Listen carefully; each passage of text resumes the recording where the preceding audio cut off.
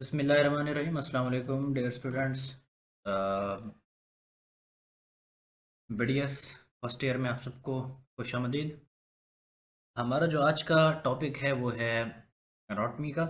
Anatomy में हमने इसको दो मेजर ग्रुप्स में जो है ना डिवाइड करके रखा हुआ है। पहले हम जनरल एनाटॉमी के ऊपर स्टडी करेंगे, जिसमें हमारे पास bones, cartilages, joints, muscles, cardiovascular system, nervous system include है। फिर उसके बाद हम आएंगे ग्रॉस एनाटॉमी की तरफ, जो हमारा मेन होगा, जिसमें हम हेड एंड नेक के ऊपर बात करेंगे, न्यूरो एनाटॉमी पढ़ेंगे, थोरैक्स पढ़ेंगे, एब्डोमेन पढ़ेंगे, और उसके साथ कुछ प्रैक्टिकल वर्क्स भी होंगे हमारे। हम स्टार्ट करते हैं बोन को। इसमें हम पढ़ेंगे कि बोन क्या चीज़ है, इसके फंक्शंस क्या हैं, और इसकी क्लासिफिकेशन किस किस जो है ना बेस के ऊपर की गई है। तो हमारा जो सबसे पहले पढ़ लेते हैं बोन क्या चीज़ है। याद रखिएगा, बोन जो है ये एक रिजिड कनेक्टिव टिश्यू है। स्केलेटल सिस्टम को फॉर्म करता है, स्केलेटल सिस्टम को बनाता है। इसमें बोन सेल्स पाए जाते हैं, कोलेजन फाइबर्स पाए जाते हैं, और मिनरलाइज्ड मैट्रिक्स पाए जाते हैं। ठीक हो गया। और ये जो मिनरल्स होते हैं ये इसको बेसिकली स्ट्रॉन्ग बनाते हैं। Bone is a dynamic tissue that constantly remolds itself throughout the life. यानी कि ये जो बोन है ये अपनी स्ट्रक्चर को चेंज करती है थोड़ा बहुत व्हेन सब्जेक्टेड टू स्ट्रेसेस। ठीक हो गया। और ये जो है ना हार्ड स्ट्रक्चर रखता है। इट इज़ बोन हार्ड क्यों है? तो इसका जो एक्स्ट्रा सेलुलर मैट्रिक्स है उसकी कैल्सिफिकेशन की वजह से, और इसके अंदर इलास्टिसिटी भी पाई जाती है कुछ हद तक इसके ऑर्गेनिक फाइबर्स की वजह से। ठीक हो गया। हमारी जो आज की क्लासिफिकेशन है वह शेप के ऊपर। और शेप के ऊपर अगर हम क्लासिफिकेशन की बात करें तो हमारे पास इसमें जो है ना 5 कैटेगरीज आती हैं। फंक्शंस ऑफ द बोन्स, इसको पहले पढ़ लेते हैं। ये बेसिकली सपोर्ट प्रोवाइड करता है, पूरी बॉडी को एक स्ट्रक्चर प्रोवाइड करता है, शेप प्रोवाइड करता है। ये जो है स्केलेटन सिस्टम बनाकर, ताकि जो हमारी स्किन है उसको एक प्रॉपर शेप दी जाए। ठीक हो गया। उसके अलावा ये सपोर्ट करता है बॉडी के वेट को और प्रोटेक्ट करता है sensitive part of the body. अब मिसाल के तौर पर स्कल और वर्टिब्रल कॉलम जो हैं ये हमारे ब्रेन और स्पाइनल कॉर्ड को इंजरी से प्रोटेक्ट करते हैं ताकि इंजरी ना हो। कौन कौन सी चीज़? हमारा जो स्कल है ये हमारे ब्रेन को प्रोटेक्ट करता है, और जो वर्टिब्रल कॉलम है ये स्पाइनल कॉर्ड को प्रोटेक्ट करते हैं। और उसके बाद स्टर्नम, स्टर्नम और रिब्स ये प्रोटेक्ट करते हैं थोरेसिक कैविटी को और अपर एब्डोमिनल एरिया को। ठीक हो गया। और it serve as the liver as seen in the long bones of the limbs and as an important storage area for calcium salts. Internally, bone houses and protect the delicate blood forming bone marrow. A thick layer of fibrous tissues called periosteum. Periosteum के बारे में सवाल पूछता है कि periosteum क्या चीज़ है। तो ये जो है एक थिक हमारे पास लेयर है जो कि हमारी बोन की जो सरफेसेस हैं उनको क्या करता है, ये कवर करता है। प्रियोस्टियम क्या करता है, बोन की सरफेसेस को क्या करता है, कवर करता है, और थिक लेयर है। Periosteum has an abundant vascular supply. इनके अंदर अबंडेंट प्रियोस्टियम की बात हो रही है। प्रियोस्टियम जो होता है इनके अंदर अबंडेंट वेस्कुलर सप्लाई होती है, and cells on its deeper surface. और इसकी जो डीपर सरफेस पर सेल्स होते हैं वो क्या होते हैं, ऑस्टियोजेनिक सेल्स होते हैं। ठीक हो गया। Periosteum is particularly well united to bone at sites where muscles, tendons and ligaments are attached to the bone. ये प्रियोस्टियम पूछा जा सकता है कि कौन से एरिया के ऊपर वेल यूनाइटेड होती है। तो ऐसे एरिया जहाँ पर मसल्स कनेक्ट कर रहे होते हैं आपस में, टेंडन्स या लिगामेंट्स वगैरह आपस में अटैच हो रहे होते हैं बोन के साथ, तो वहाँ पर ये जो है ना वेल यूनाइटेड होती है। ठीक है, पेरियोस्टियम मैं बता रहा हूँ, आप साथ साथ लिखते जाएं। Bundles of collagen fibres are known as Sharpey's fibres. इनको शार्पेज फाइबर्स भी कहा जाता है। Extend from periosteum into the underlying bone. ये जो शार्पेज फाइबर्स हैं ये पेरियोस्टियम से एक्सटेंड होते हैं और अंडरलाइंग बोन तक चले जाते हैं। Periosteum receives a rich nerve supply and is very sensitive to trauma. ये जो प्रियोस्टियम होती है इनके अंदर जो नर्व की सप्लाई होती है बहुत ज़्यादा रिच होती है, बहुत ज़्यादा होती है। इसीलिए जब भी कोई ट्रामा होता है तो उसके लिहाज से ये बड़ी सेंसिटिव होती है। अब शेप की बेसिस पे बात कर लेते हैं। तो शेप की बेसिस पर हमने इसको जो है ना लॉन्ग बोन के अंदर, शॉर्ट बोन के अंदर, फ्लैट बोन के अंदर, इरेगुलर और सिस्टमाइड बोन के अंदर जो है इसको हमने क्या किया हुआ है, डिवाइड किया हुआ है। ये पिक्चर थोड़ी सी देख लें ताकि आपको अंदाज़ा हो जाए लॉन्ग बोन क्या होती है। ठीक हो गया। और शॉर्ट बोन क्या होती है, फ्लैट बोन कौन सी होती है, ठीक हो गया। इरेगुलर बोन्स कौन सी होती हैं, और सस्माइड बोन्स कौन सी होती हैं। सबसे पहले लॉन्ग बोन की बात कर लेते हैं on the basis of shape. आज हम जो डिस्कस करेंगे वो होगा on the basis of shape. Shape में पहले नंबर पर हमारे पास आती है long bone. These bones typically have an elongated shaft। इनका एक elongated shaft होता है जिसको डायफाइसिस कहा जाता है, डायफाइसिस बोला जाता है। Two expanded ends, one on either side of the shaft is called epiphysis. ठीक हो गया। इसकी जो एग्जांपल्स वो हमारे पास है वो हेमरस है, फीमर है, मेटाकार्पल्स है, मेटाटार्सल्स है, और फेलेंजेस वगैरह इसमें आते हैं। ठीक हो गया। क्लेविकल बोन जो मॉडिफाइड लॉन्ग बोन उसको भी बोलते हैं क्लेविकल। ये मैं यहाँ पे आपको बता देता हूँ ह्यूमरस। ह्यूमरस जो है हमारे पास बेसिकली आपको बोन्स के बारे में, एनाटॉमी के बारे में पता होना चाहिए, अदरवाइज आपको एनाटॉमी बिल्कुल भी समझ नहीं आएगी। तो पहले अपनी एनाटॉमी आप लोगों ने ज़रूर जो है ना स्ट्रॉन्ग करनी है। ह्यूमरस की मैं बात कर रहा हूँ। ह्यूमरस सबसे पहले हमने बात की था ह्यूमरस। ह्यूमरस किस में आता है, लॉन्ग बोन में आता है। आपको पिक्चर नज़र आ रही है। अच्छा, इसका ये है क्या, ये हमारी अपर बॉडी पार्ट में है, बिटवीन शोल्डर एंड एल्बो। आपके जो डोले शोले वाली जगह होती है ये उसको ह्यूमरस ह्यूमरस वाली बोन होती है। ठीक हो गया। शोल्डर और एल्बो के अंदर होती है। इसका फंक्शन ये है कि ये आर्म की मूवमेंट को सपोर्ट प्रोवाइड करती है। उसके अलावा ये जो है ना मसल्स की अटैचमेंट के लिए भी बेस्ट साइट है। ठीक हो गया। उसके बाद है फीमर। फीमर जो है ये आपकी थाई बोन है। फीमर आपकी क्या है, ये जहाँ पे ये जो पिक्चर आपको नजर आ रही है ये आपकी क्या है, थाई बोन है। ये आपकी क्या है, थाई बोन है ये वाली। ये अपर लेग है, यानी कि जो हमारी लेग का जो अपर पोर्शन है। ठीक हो गया। बिटवीन द हिप एंड नी, जो हमारे पास नी है और जो हिप है इसके दरमियान की जो लेग है उसको क्या बोलते हैं, थाई बोलते हैं। फीमर है इसको बेसिकली, इसका जो साइंटिफिक नेम है वो फीमर है। ठीक हो गया। इसका काम क्या है, ये बॉडी के वेट को सपोर्ट करती है और वॉकिंग के लिए, रनिंग के लिए और जंपिंग के लिए अलाउ करती है। तो सपोर्ट द बॉडी वेट कौन सी हमारे पास है, फीमर है। तो कौन से वाली बोन जो है, ये भी अक्सर सवाल पूछते हैं कि कौन सी जो बोन है उसको वेट बेयरिंग बोन भी कहा जाता है, तो वो आपकी फीमर बोन है। ठीक हो गया। उसके अलावा मीटाकार्पल्स। मीटाकार्पल्स और मीटाटार्सल्स के अंदर आप लोगों ने कंफ्यूज्ड नहीं होना। मैंने इसलिए आपको पिक्चर भी यहाँ पे शेयर कर दी है। इन पिक्चर्स को आप बेशक स्क्रीनशॉट लेके अपने पास सेव रख लें। ठीक है। और बुक्स भी आप लोगों के पास अवेलेबल हैं, वहाँ से भी आप इसको पढ़ सकते हैं।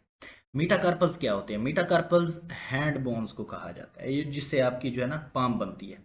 मीटाकार्पल्स कौन सी होती हैं, पाम हैंड होती हैं। पाम ऑफ द हैंड की जो बोन्स होती हैं उनको कहा जाता है। ये हमारी रिस्ट यानी कि जो कार्पल है और जो फिंगर्स हैं, फ्लेंजेस हैं, उनके दरमियान के एरिया को कहते हैं। ये मीटाकार्पल्स हमारे पास ये वाली। ये हमारे पास क्या है, फिंगर बोन्स हैं, कार्पल फ्लेंजेस वगैरह हैं। और ये हमारे पास रिस्ट बोन है ये वाली। ये हमारे पास कार्पल्स हैं। इनके दरमियान में ये जो आपको नज़र आ रही है ना, ये मीठा कार्पल्स हैं। क्या है, मीठा कार्पल्स हैं। ठीक हो गया।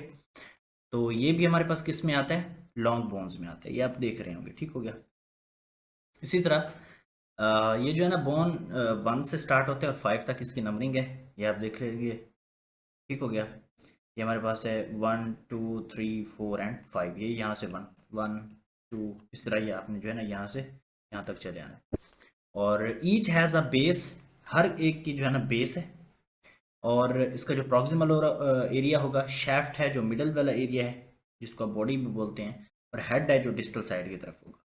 इसका फंक्शन क्या है, ये हैंड को स्टेबिलिटी प्रोवाइड करती है, flexibility for grasping and manipulating objects वगैरह को पकड़ने के लिए, और ये इसमें जो है ना बड़ा अपना अहम किरदार अदा करती है। तो ये मीटाकार्पल्स थी। अब मीटाटार्सल्स की बात करते हैं। टार्सल्स फुट, पाँव जो आपका है, ये जहाँ पे आपको ग्रीन मार्जिन में दे रहा हूँ। ठीक हो गया। ये जहाँ पे हमारे पास ग्रीन कलर है ये हमारे पास क्या है, मीटा टार्सल्स है। हाथों वाला पाम वाला एरिया कौन सा था, मीटा कार्पल्स था। क्या था, मीटा कार्पल्स था। और ये क्या है, मीटा टार्सल्स है। ये लाजमी याद रखना है। इसके बोन्स के फिर नाम भी दिए गए। ये हमारे पास मीटा टार्सल्स है। ये भी 1 2 3 4 5, ये भी इसकी नंबरिंग भी मीटा कार्पल्स की ही की तरह की है। वो हमारे पास क्या बनाती है, पाम ऑफ द हैंड बनाती है। तो ये मिडल ऑफ द फुट बनाती है, यानी कि जो इसकी लोकेशन है वो मिडल ऑफ द फुट है, बिटवीन एंकल जिनको टार्सल्स कहा जाता है एंड टोज जिनको फेलेंजेस कहा जाता है। इसमें हमारे पास 5 बॉम्ब्स हैं जो रोमन काउंटिंग में 1 to 5 के अंदर लिखे जाते हैं। Starting from the big toe, ये यहाँ से स्टार्ट होते हैं इस तरफ, बिग टो से। ठीक हो गया। ये कहाँ से स्टार्ट होते हैं, बिग टो से स्टार्ट होते हैं। जो आपका अंगूठा है वहाँ की जो है उसकी नंबरिंग यहाँ से स्टार्ट होती है। आपको ये यहाँ पे मेंशन भी मैंने करा दी है, यहाँ से आपने देख लेना है। अच्छा, उसके बाद है हर एक की इसी तरह, जिस तरह हमारे पास मीटा कार्पल है उसी तरह की एक प्रॉक्सिमल एरिया है, बेस है, शेफ्ट है और हेड वगैरह है। फंक्शन क्या है, ये बॉडी वेट को सपोर्ट करता है वॉकिंग के अंदर, रनिंग के अंदर, और बैलेंस कायम करने के लिए जो है ना इसका बड़ा एक अहम रोल है। अगर आपके पाँव ही नहीं है तो फिर आप कैसे खड़े हो पाएंगे। ठीक हो गया। इसके अलावा हमारे पास है फिलेंजेस। फिलेंजेस जो हैं ये हमारे पास है फिंगर्स एंड टोज। जो फिंगर और टोज का एरिया है ना, उनको बोला जाता है फिलेंजेस ऑफ द हैंड। ये हमारे पास जिनको कलर किया गया है, ये वाला एरिया आपके पास फिलेंजेस में है, जिसमें मिडल, डिस्टल, मिडल, प्रॉक्सिमल, और इसमें जो है आप इनके नाम भी लाजमी याद रखेंगे। इन सारों को क्या कहा जाता है, फिलेंजेस कहा जाता है। और टो की फिलेंजेस कौन सी हैं, इनका भी यही एरिया है, ये आप देख लें। यानी कि अगर हैंड्स की बात करें तो मीटाकार्पल्स के बाद वाला एरिया जो होता है, मीटाकार्पल्स के बाद वाला जो एरिया है, सामने वाला जो हमारी उंगलियों वाला पोर्शन है, वो क्या कहलाता है, हमारे पास फेलेंजेस कहलाता है। ठीक हो गया, ये लिखा हुआ है इधर। और जो टोज है हमारे पास, यानी कि जो मीटाटार्सल्स हैं, उनके बाद जो हमारी उंगलियों वाला एरिया है उसको क्या कहा जाता है, फ्लेंजेस कहा जाता है। ठीक हो गया। फ्लेंजेस, इनका काम क्या होता है, प्रॉक्सिमल फ्लेंजेस जो हैं ये बिल्कुल क्लोजेस्ट होते हैं हैंड या फुट के। मिडल फ्लेंजेस जो होते हैं इनमें absent in thumbs and big toes, और डिस्टल फ्लेंजेस जो होते हैं इनमें tips of the fingers and toes होते हैं। ठीक हो गया। ये इनेबल करते हैं फाइन मूवमेंट को, ग्रिपिंग को और बैलेंस वगैरह को। ग्रिप, उसके बाद हमारे पास मज़ीद इसकी मैं थोड़ा सा इसके बारे में बता देता हूँ। ये तो हमारे पास बोन्स थी, the humer, humerus, femur, metacarpals, metatarsus और फ्लेंजेस। अब ये जो लॉन्ग बोन है, मज़ीद इसको देख लेते हैं कि their length is greater than their breadth. इनकी जो लेंथ होती है ना, ये हमारे पास लार्ज बोन है, लॉन्ग बोन है, ये वाला एरिया, इसकी जो लेंथ होती है ना, लेंथ इसकी ब्रेड्थ से ज़्यादा होती है। दे हैव अ ट्यूबुलर शेफ्ट, जिसको डायफाइसिस कहा जाता है। मैंने पहले भी बताया आपको, इनका एक ट्यूबुलर शेफ्ट होता है जिसको डायफाइसिस कहा जाता है। And usually an epiphysis at each end, और इसके हर आखिरी हिस्से के ऊपर, हर एंड के ऊपर जो है ना एपिफाइसिस होता है। तो एपिफाइसिस के बारे में अगर पूछ लेता है कि एपिफाइसिस क्या है, बेसिकली हर एंड के ऊपर होता है। During the growing phase the diaphysis is separated from epiphysis by an epiphyseal cartilage. Growing जब हो रही होती है तो उस वक्त ये जो डायफाइसिस होता है ये एपिफाइसिस से थोड़ा सा सेपरेटेड होता है, किस उसकी मदद से, by an by an epiphyseal cartilage. Epiphyseal cartilage की मदद से, या एपिफाइसियल कार्टिलेज की जो है ना उसके साथ जो है ना ये सेपरेटेड होता है एपिफाइसिस और डायफाइसिस। तो ये भी पूछा जा सकता है कि ग्रोइंग फेज के अंदर जो डायफाइसिस और एपिफाइसिस होते हैं, इनके दरमियान में इनको सेपरेट करने के लिए कौन सी कार्टिलेज प्रेजेंट होती है, तो वो एपिफाइसियल कार्टिलेज होती है। ठीक हो गया। The part of the diaphysis that lies adjacent to the epiphyseal cartilage is called metaphysis. Adjacent मतलब जो उसके साथ होता है। मेटाफाइसिस के बारे में अगर पूछ लेता है तो डायाफाइसिस का वो एरिया जो कि इस कार्टिलेज के बिल्कुल एडजेसेंट में होता है, जो इसके एडजेसेंट में होता है, उनको क्या कहा जाता है, मेटाफाइसिस कहा जाता है। इनका जो शेफ्ट होता है ना, shaft has a central marrow cavity containing bone marrow. ठीक हो गया। The outer part of the shaft is composed of the compact bone that is covered by the periosteum, जो periosteum के साथ covered होती है। The end of the long bone are composed of the cancellous bone।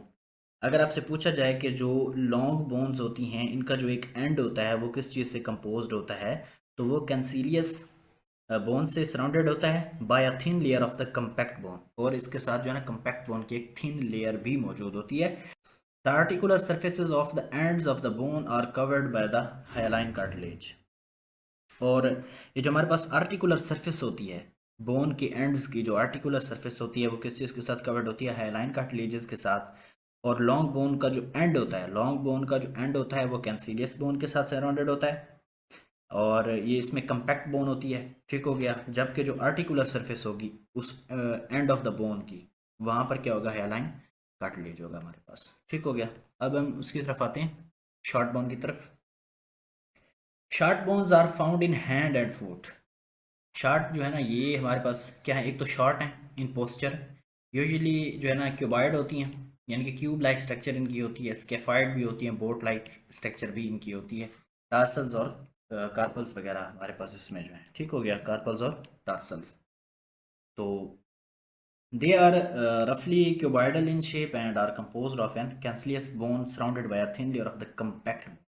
जो short bone होती है ये किस चीज़ के साथ जो है ना सराउंडेड होती है, या कंपोज्ड होती है किस चीज़ की? ये कंपोज्ड होती है कैंसिलियस बोन के साथ, और ये जो कैंसिलियस बोन होती है ये किस चीज़ के साथ सराउंडेड होती है? Thin layer of the compact bone के साथ, thin layer of the compact bone. Short bone are covered with periosteum, जो शॉर्ट बोन होती हैं ये किसके साथ कवर्ड होती हैं? पेरियोस्टियम के साथ। पेरियोस्टियम मैंने आपको पहले बताया है। And the articular surfaces are covered by the hyaline cartilage, जो आर्टिकुलर सर्फेस होगी वो किस कार्टिलेज के साथ होगी? वो हाइलाइन कार्टिलेज के साथ। जबकि जो शॉर्ट बोन होती है वो बजाते खुद पेरियोस्टियम के साथ कवर्ड होती है। ठीक हो गया, ये आपने इसके बारे में लाजमी याद रखना है। जो शॉर्ट बोन की आर्टिकुलर सरफेस होती है वो हाइलाइन कार्टिलेज के साथ कवर्ड होती है। ठीक हो गया, ये हमारे पास शॉर्ट बोन है।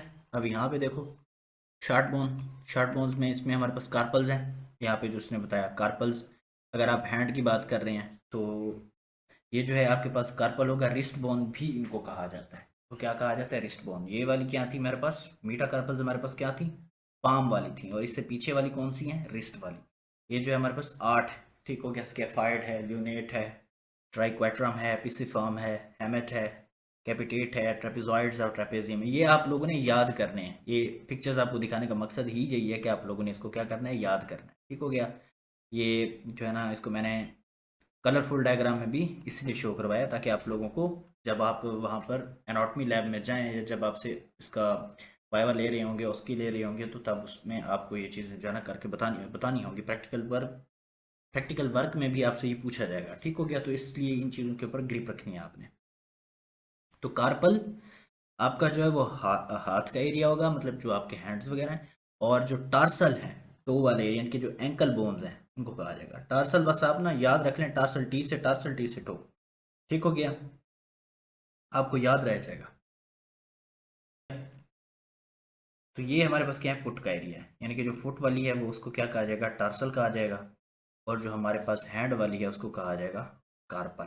ठीक हो गया, तो ये आपने जो है ना डिफरेंस लाजमी याद रखना है। यहाँ पे पिक्चर्स दोनों की दिखा दी हैं। फ्लैट बोन की अगर मैं बात करूँ तो फ्लैट बोन जो है ये बेसिकली इसकी अपीयरेंस जो होती है वो फ्लैट टाइप होती है, थोड़ी सी फ्लैट फ्लैट नजर आती है। ये बेसिकली वाल्ट ऑफ स्कल में पाई जाती है। स्टर्नम का जो एरिया होगा, रिब्स का जो एरिया है, या स्कैप्यूला जो है, ये इसमें क्या है? हमारे पास फ्लैट बोन की जो है ना एग्जांपल्स है। ठीक हो गया, फ्लैट बोन बेसिकली फाउंड होती है वाल्ट ऑफ द स्कल।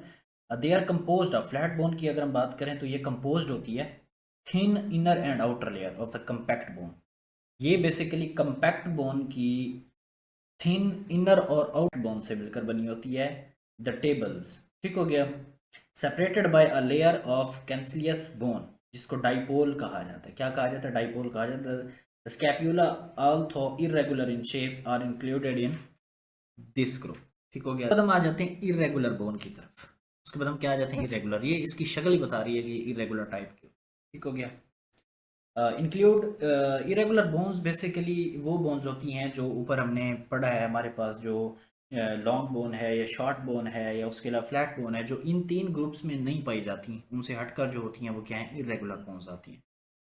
इसमें वर्टिब्रा आता है हमारे पास, पेल्विक बोन्स वगैरह आते हैं। ठीक हो गया, और bone in the base of the skull, skull की बेस में जो बोन पाई जाती है उसमें जो है ना ये उसमें शामिल है। हिप बोन हमारी होगी। ठीक हो गया, और इरेगुलर की अगर हम बात करें तो इनके अंदर ना एक थीन शेल होता है, यानी कि जो इरेगुलर बोन्स होती हैं कंपोज्ड होती हैं thin shell of compact bone. Thin shell, कौन सा? Thin shell. ठीक हो गया, with an interior made up of cancellous bone. ठीक हो गया, तो इसी तरह दूसरा है pneumatic bones. Pneumatic bones these are also irregular bones but there is a characteristics difference. ये भी इरेगुलर बोन्स में ही आता है लेकिन इनमें थोड़ा सा एक डिफरेंस है। That is presence of a large air space in these bones. In bones के अंदर क्या होता है कि थोड़ी सी लार्ज एयर स्पेसेस होते हैं जो नियोमैटिक्स बोन्स होती हैं। ये आपको मार्क करके भी दिखाया है। इसमें स्फिनॉइड, मैक्सिला और एटमॉइड आते हैं। दूसरा है सस्माइड बोन्स। सस्माइड बोन्स में हमारे पास पटल्ला है या पिसिफार्म है। ठीक है, पटल्ला जो होता है ये जो आपके ये वाला एरिया होता है टांग का। ठीक हो गया, और जो आपका पिसिफार्म है, पिसिफार्म जो है ये आपकी रिस्ट की तरफ होता है। इसको किस में उसमें दिया गया है? सिस्मॉइड बोन के अंदर। These are very small nodules, यानी कि नॉट लाइक स्ट्रक्चर इनकी होती है। फाउंड एम्बेडेड इन टेंडन्स और जॉइंट कैप्सूल्स। ये टेंडन्स में या तो फाउंड एम्बेडेड होते हैं या फिर जॉइंट कैप्सूल्स के साथ जो है ना क्या होते हैं? ये एम्बेडेड होते हैं। सस्माइड बोन की अगर मैं बात करूं तो सस्माइड बोन जो है is one formed within a tendon where the tendon passes over a joint. The greater part of a sesamoid bone is buried in the tendon. जो इस sesamoid bone का ज़्यादातर हिस्सा होता है वो किस चीज़ के अंदर होता है, वो टेंडन्स के अंदर होता है. And free surface is covered with cartilage, और इसकी जो फ्री सरफेस होती है वो किस चीज़ के साथ होती है, वो कार्टिलेज के साथ जो है ना कवर्ड होती है. The largest sesamoid bone is patella. जो हमारे पास लार्जेस्ट सेसामोइड, आपसे पूछा जा सकता है एमसीक्यूज में, ये जो नी कैप है जिसको आप नी कैप बोलते हैं, ये लार्जेस्ट क्या है, लार्जेस्ट सेसामोइड बोन है. ठीक हो गया, सेसामोइड bone which is located in the tendon of the quadriceps femoris. The function of a sesamoid bone is to reduce friction on the tendon. Function अगर आप पूछ लेता है कि सेसामोइड बोन का फंक्शन क्या है, तो वो आप लोगों ने बताना है कि टेंडन के अंदर फ्रिक्शन को कम करने के लिए इसको जो है यूज़ किया जाता है. ये इसका जो इस्तेमाल है जो कुदरत ने रखा हुआ. और it can also alter the direction of pull a tendon. जब टेंडन के ऊपर किसी किस्म की कोई पुलिंग फोर्स लगती है, जब वो पुल होता है, तो इसकी डायरेक्शन को चेंज करने के लिए भी फिर क्या होता है, ये अपना यहाँ पर अहम किरदार अदा करता है. ये हमारे पास शेप की हवाले से जो है ये कुछ जो उसकी टाइप्स बनती थी उसको हमने डिटेल में थोड़ा सा देखा है. और इंशाल्लाह जो हमारा नेक्स्ट लेक्चर होगा वो होगा on the basis of development के ऊपर.